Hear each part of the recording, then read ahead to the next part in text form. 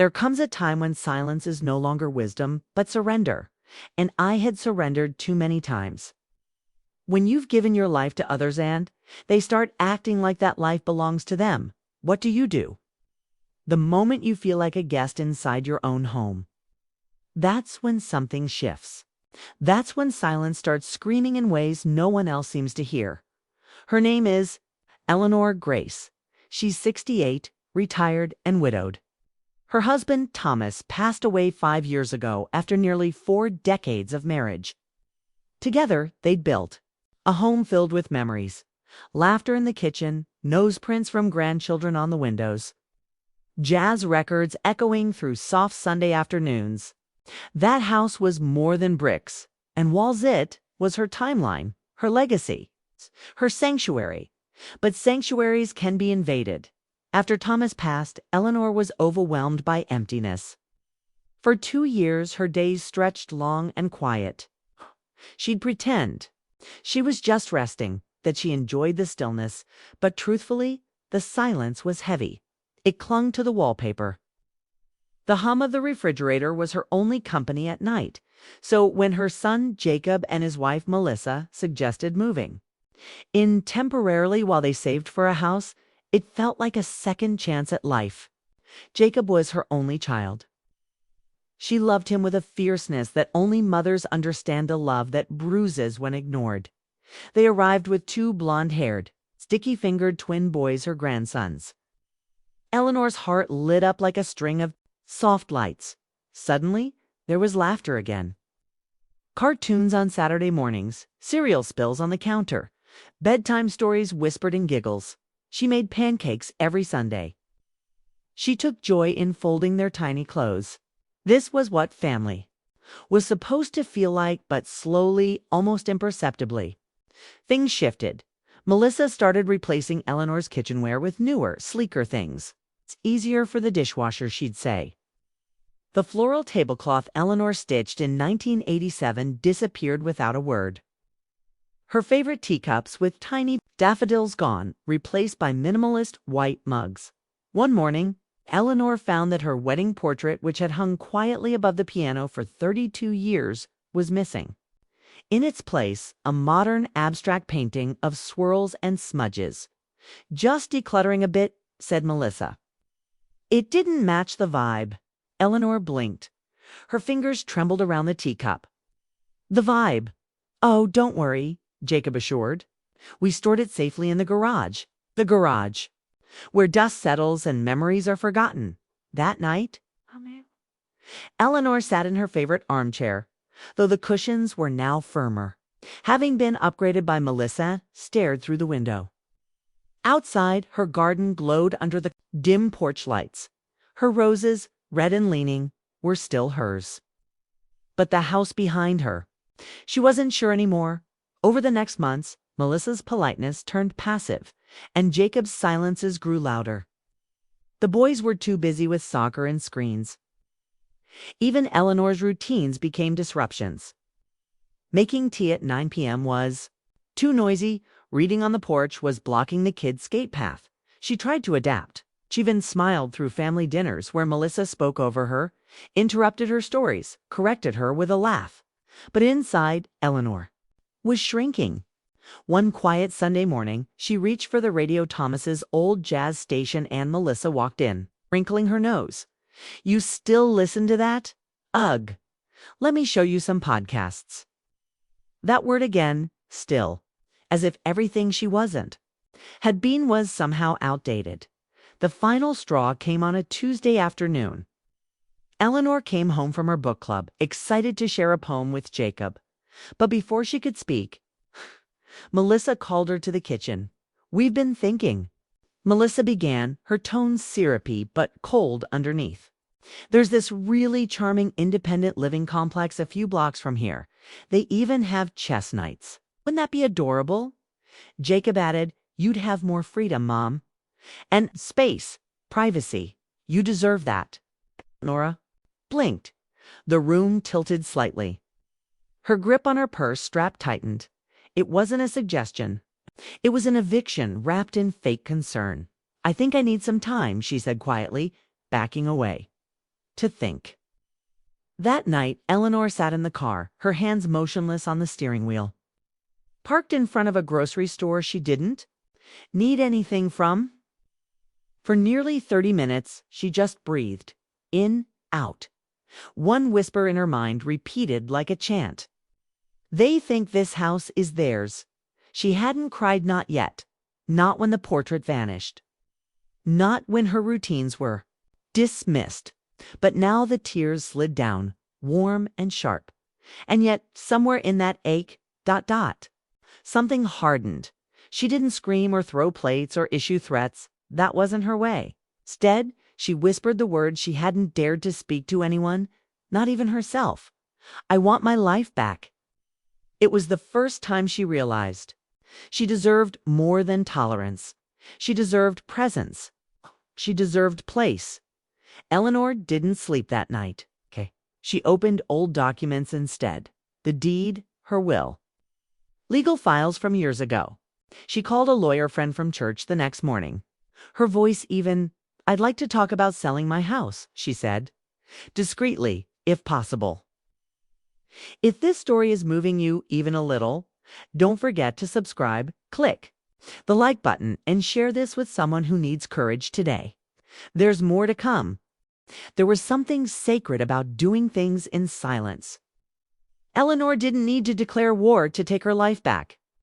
She just needed to move with intention. After that one phone call, she began to reclaim her agency, one small action at a time. She met with Mr. Caldwell, her lawyer friend, in a quiet cafe a few blocks away from church, far from neighborhood's eyes and ears. He'd known Eleanor since Thomas died and respected her loyalty to family. That day, he listened silently as she laid out the situation with clinical calm. No, they haven't abused me, she said, eyes steady. They've erased me, and that hurts differently. Caldwell nodded slowly. And you're sure about selling? Yes, but it must be quiet, thorough, and binding, she said. I want to revisit it. Not later, not ever. And so it began. While Melissa asked her opinion on bath mat colors and Jacob debated between weekend getaways, Eleanor arranged viewings of her house discreetly, always when the family was out. A young couple, the Bensons, fell in love with the place immediately. They were respectful, warm, and reminded Eleanor of herself and Thomas when they first bought the home. She liked that the wife paused in front of her rose garden and smiled for a beat too long. She liked that their daughter whispered, "It smells like cookies in here." The day she accepted their offer was rainy. Eleanor stared at the signed papers on her kitchen table while the window blurred with soft mist. There was no joy, only clarity. Resolve still. She cooked dinner like usual, meatloaf, gravy, a small salad with her homemade vinaigrette.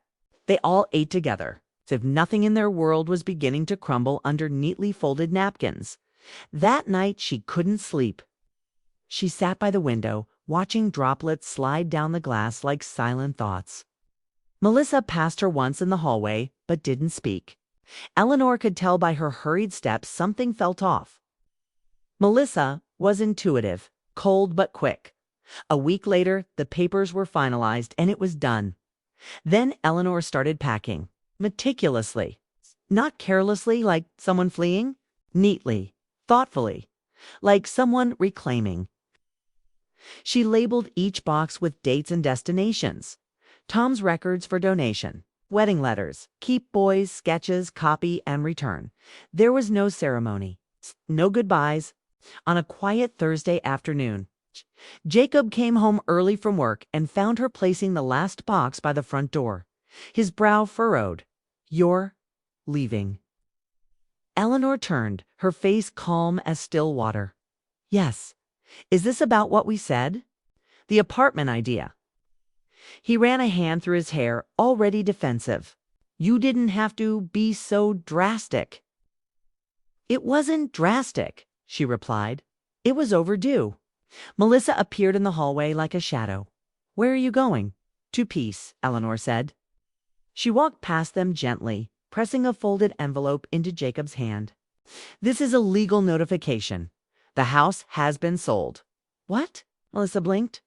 I'm not asking for anything, Eleanor added. Just time, space, and dignity. Jacob stuttered. Cantu didn't even tell us, Mom. You were always welcome here. No, she said quietly. I was tolerated. There's a difference. And I tolerated being invisible until I remembered I once knew how to live in full color.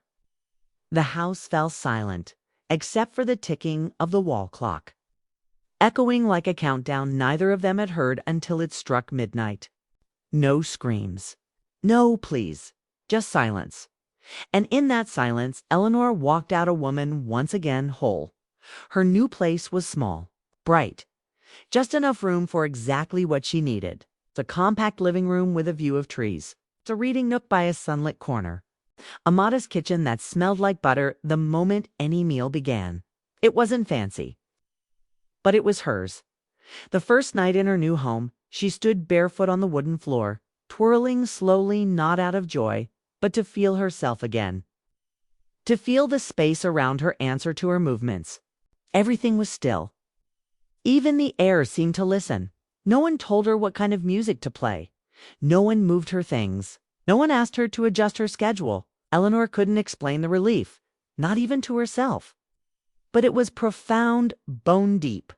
As if for the first time in years, her body could fully expand, and then the silence wasn't so heavy anymore. It became peace. She hung Thomas's wedding portrait above the fireplace. Not out of nostalgia, but recognition of where she'd been and where she now stood. 2 weeks passed. Then the calls started. First, it was a single message from Jacob. Hey, Mom, could you call me? She didn't. Then 3 missed calls, then voicemails, then texts ranging from confused to vaguely accusing to panicked. Melissa sent her an email with subject, "This is unfair." Jacob called 15 times on a Friday. Evening. Eleanor didn't answer a single one. Not because she was angry, but because she was done explaining to people who only listened when she left the room. Do you feel sad? Her new neighbor Linda asked over tea one morning on the porch. Eleanor smiled. I feel seen. She started tending to a small potted garden, again lavender, basil, cherry tomatoes. She joined a local storytelling group. She'd bring homemade cookies to every Sunday meeting. The group was mostly women, like her, some divorced, some widowed. All with eyes that had seen too much and yet still sparkled. When they laughed, Eleanor laughed more in 1 week at that group than she had in 2 years at home. She wasn't rebuilding her old life. She was writing a new chapter, one without footnotes from others trying to edit her pages. And the best part, she didn't need applause. She didn't need permission. She was just beginning. It wasn't that Eleanor wanted revenge. She simply wanted peace and presence. And both had been absent for far too long. Weeks turned into a full month. The new neighborhood began to feel like a warm cardigan she thought she had lost. Familiar, comforting hers. The mailman already waved each morning. Linda had introduced her to her 2 dachshunds, Ralph and Mimi. Eleanor learned how to make bread again from scratch, like she and Thomas used to. She started keeping a handwritten journal, no structure. Just the thoughts of a woman remembering what it was like to be heard, if only by herself. But silence has an echo on soon. Jacob and Melissa's confusion turned into confrontation. The doorbell rang in the early evening. Eleanor opened it. And there they were, Jacob in the same dress shirt from work, shadows under his eyes. Melissa, with that unreadable calm so practiced it, bordered on condescending. Her son spoke first. We talk. Eleanor stood in the doorway, hands still holding the edge of her new sanctuary. If it's about the house, there's nothing more to discuss. You didn't even give us a chance. Melissa's voice tightened, but her expression remained even. I gave you years, okay? Eleanor replied. You blindsided us, Jacob. Said, after everything we've done? Eleanor blinked. What you did was move into my home, little by little, until I disappeared in it. Jacob opened his mouth, but she continued. You replaced my furniture, silenced my routines, made decisions as if I were just... She exhaled, the older lady who did the laundry. Melissa scoffed. We never asked you to disappear, Eleanor. You did that yourself. Oh, Eleanor answered. I adapted again and again until there was nothing left of me in my own home. That isn't disappearing. That's erasure. There was a long silence. Finally, Jacob whispered, So, you won't come back? No, she said, and you should ask yourself why you only started missing me when I walked out the door. She stepped aside, not to let them in, but to let the moment pass. I wish you both peace. But I'm done being uncomfortable just to keep others comfortable. They didn't scream. They didn't apologize either. They left with heavy steps, and Eleanor. She made chamomile tea, sat beside her favorite lamp, and turned the page of her latest crime novel with a calm certainty that even death in fiction held fewer betrayals than real life sometimes. That night, she dreamt of her younger self bride, barefoot on grass, holding hands with Thomas, and laughing under fireworks. When she woke up, she wrote in her journal, If being alone means I'm free, then so be it. I've been lonelier fighting to belong than I'll ever be living in truth. Not all days were easy. There were afternoons when she heard a child laugh at a grocery store, and it twisted something soft inside her. There were evenings when she'd see a mother, son, and grandchildren walking in the park, and she'd turn away not from bitterness, but from ache. But grief and growth often wear the same face. Time softened the hard edges. The longing for approval disappeared. In its place grew a fierce kind of compassion for herself. She began painting again, nothing extravagant, just small canvas works of skies, trees, the backs of women sitting alone with purpose. One day, Linda saw one of the paintings laid on the kitchen counter and asked where she bought it. Eleanor chuckled. I painted it. I'd buy this in a store, Elle. Seriously, you should sell them. For the first time in years, Laner considered a new question. Why not? She took a shaky step, made an online account, set up a small Etsy store, posted 3 canvases. In less than 48 hours, all were sold. Not for much money, but the thrill wasn't financial. It was validation from strangers, from a world beyond her family, that her expression had value. Soon, she had buyers requesting custom pieces. She really captured something raw, one reviewer wrote. Like heartbreak, learning to forgive itself. Eleanor cried reading that. Not because she felt exposed, but because someone had heard her through the brush. Through the silence, the more Eleanor painted and journaled, the more she realized. She hadn't just been escaping her family. She'd been escaping her own suppression. Years of saying it's fine when it wasn't. Years of shrinking to avoid being too much. Years of tolerating absence, masked by proximity, and now finally she, filling her own space. She started walking every morning around the lake. There, ducks bobbed, children chased bubbles, and old men read newspapers with crumb-covered fingers. She loved how life kept going quietly, insistently. One Tuesday, while sketching on a park bench, a woman named Patricia sat beside her. No introduction, just silence between women who knew when not to speak first. Eventually, Patricia said, I left my husband last year, 40 years. Eleanor looked up, surprised. Patricia smiled. My daughters think I went wild. But I just woke up one day and thought, I don't want to die small. You ever feel that? Eleanor exhaled, smiling. Every day. They became friends. Deep, immediate, like women who meet later in life and know we don't have time for masks. Together. They cooked, walked, shared heartaches. Patricia called Eleanor her angel of sanity. Eleanor replied, You're my reminder not to apologize for existing, and perhaps that's what her journey had really been about all along. Not revenge, not rejection, but reinvention. Living loud after years of whispers. Writing new chapters in ink after decades in pencil. Allowing herself to be whole. Fall arrived like a soft apology. The leaves outside Eleanor's window turned golden crimson, like pages ready to be rewritten. She loved this time of year. It reminded her that even trees could let go of what once gave them life and still remain rooted. Life had settled into something honest. Not perfect, but honest. Then came the letter, not an email, not a text, a handwritten note. Jacob's handwriting.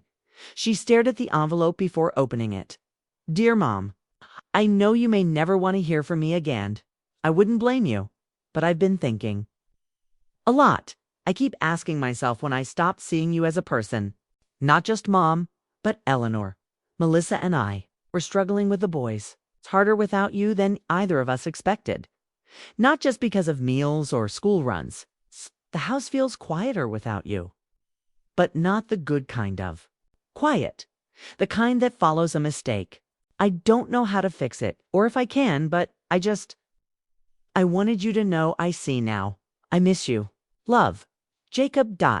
She read the letter twice. Then again, she didn't cry, but her eyes stung. Not because of the words, but because for once they were. His. She folded the note neatly and placed it in a top drawer next to her favorite scarf. She didn't respond, not out of pride, but peace. Eleanor had promised herself she wouldn't return to the same rooms she had escaped just because someone finally realized she was gone. The power wasn't in punishing those who hurt her what she was. In realizing she didn't need them to heal. That week, she hosted a dinner for the first time in her new home. 5 women from her storytelling group, 2 neighbors, and Patricia. The table was modest chicken pot pie, garden salad, lemon cake, but the laughter was abundant. At one point in the evening, one woman, Irene, who had recently lost her partner, raised a glass to toast. 2 women who stop apologizing. She said, voice thick with emotion. Enter the rooms we no longer shrink to fit into. The table clapped gently. Eleanor raised her glass too.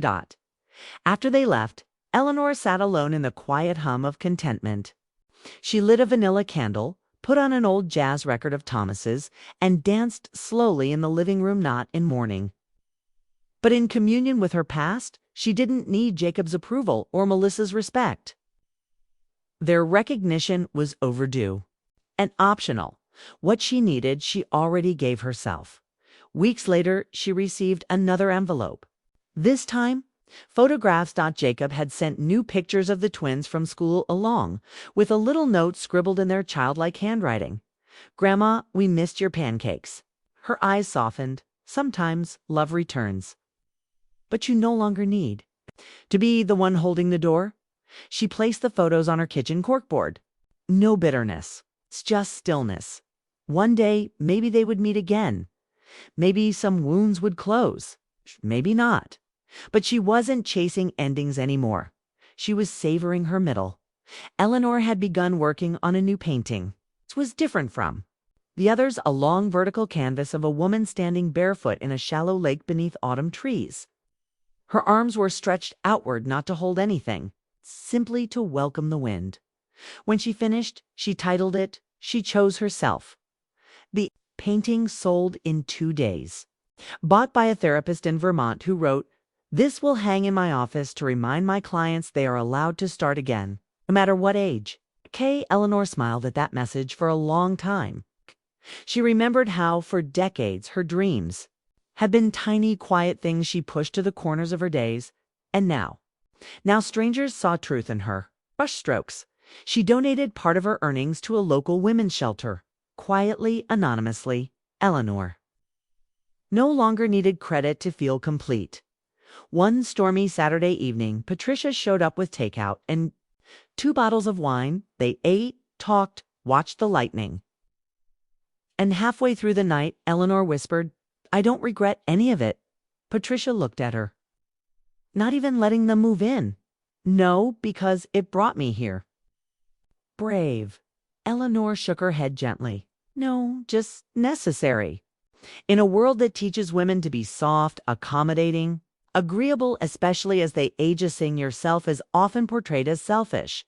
But self-respect isn't rebellion, it's preservation." At 68, she hadn't just found freedom. She found forgiveness, not for them, but for herself. For all the years she thought love required silence. Now, She told stories as loud as she wanted. She took up space, baked cookies, and didn't share them unless she damn well felt like it. She woke up without dread. She didn't live for validation. She lived for beauty, for stillness, for joy. She lived like someone who knew exactly what it cost to lose yourself and who'd never, ever volunteer that loss again. That was her revolution, that, and it was soft, and it was enough. A full season had passed since Eleanor walked out of the house she once called home. No fanfare, no fight, just quiet fire. Autumn folded into winter, and with it came stillness. Not the kind that muffles a life, but the kind that clears its tents. Edges, sharp, clear, peaceful. The frost-painted, delicate lace on her window most mornings. Eleanor liked to sit beside it, sipping tea, sketching outlines of women who looked like her, strong-faced, silver-haired, with eyes that held storms and sunrises alike. Her online art shop was growing. Orders now came from Oregon, Idaho even. As far as Ontario, still, she kept her life slow, gentle, quietly full. One early morning, Eleanor received a knock at the door. Not a letter, not a text. A knock. She opened it to find Jacob alone. No boys, no Melissa. Just him. His cheeks were red from the cold, his arms tucked close, like a child waiting to be scolded. "I was in the area," he said. She raised an eyebrow. "You drove 3 hours. You weren't just in the area." He smiled, sheepish. "Fair." Silence stretched for a moment, then shattered softly. "I came to apologize. I know I already wrote, but it's different to say it, not because I expect forgiveness, but because I need to own it fully." Eleanor didn't respond, so he continued. "I didn't realize how much I relied on you to hold us all together. I let Melissa run the house as if you were the guest, not the foundation. I wasn't brave enough to stand up for you. I think part of that was because I didn't know how to see you as someone other than just mom." She breathed in, tired but open. "I failed you," he added. "No," she said gently. "You forgot me." He looked down. "Can I come in?" She thought about it, then opened the door. He stepped inside. The scent of vanilla candles, coffee, and fresh paint filled the air. On the walls, her art, women's skies, still moments. The kind of space that exhaled. Jacob gave a soft smile. "Wow, this place feels like you. It is me." They sat quietly at the kitchen table. She poured him tea without asking if he wanted it. He accepted. They spoke not about the house or the past, but about the boys, her paintings, the winter storms. And for a brief moment, their conversation felt like it had before Melissa arrived, like a queen declaring new rules. Then his voice broke slightly. "They miss you. A lot." "I miss them too," she said. He looked at her, eyes glossy. "Would you ever want to see them? Not like before, just when you're ready." Eleanor nodded slowly. "Yes, but not in that house. Not on old terms." "Whatever you need," he said quickly, "on your terms." She smiled. He was finally learning. When he left that afternoon, he hugged her differently. Not as a son expecting warmth, but as a man asking for grace, and Eleanor gave it to him in her time. In her way, weeks passed. Jacob brought the boys for a short visit. Melissa sent a message thanking Eleanor cautiously. Eleanor replied equally cautiously, not unfriendly, but firm. The boys ran through her apartment making little dinosaur roars, like they used to. Well, she made them pancakes, their favorite. But this time, when they left, Eleanor wasn't crying at the door. She wasn't hollow. She was whole. She knew that boundaries weren't walls. They were doors with locks she controlled. From then on, relationships were welcome if they came with respect, and stayed only if they held it. One late February night, as snow fell like feathers outside her window, Patricia helped Eleanor hang a painting in the new local gallery that had invited her to exhibit 6 of her works. The space was modest, but beautiful. And the bartender poured apple cider into real glass, not plastic. "You did this," Patricia said, stepping back to admire the centerpiece. It was a piece she'd titled Becoming Visible. A woman stands at the edge of a snowy hill, one arm lifted as if catching falling snow on her palm. Her figure is clear, bold, outlined in red light. Behind her, shadowy outlines people, expectations. Old doors fade quietly into the dusk. It's about coming back to myself. Eleanor said simply. The opening was small, but the room was full. Strangers paused in front of her work and asked real questions. They weren't just being polite. They saw her dot in every brushstroke, every line, every shade. That night, in a quiet corner, Patricia clinked her glass to Eleanor's. To the second life, she toasted. No, Eleanor, replied to the true life. They laughed free loud without apology later that week. Eleanor wrote in her journal, I am proud of who I am not because I was strong when I had to be, but because I was soft when it mattered most. I gave everyone enough. Now I give. Myself, everything else. Her life wasn't perfect, but it was hers, and that was everything. If Eleanor's journey touched something in you, don't keep it to yourself. Subscribe to the channel, give this video a like, and share it with a woman who needs to remember that it's never too late to choose herself.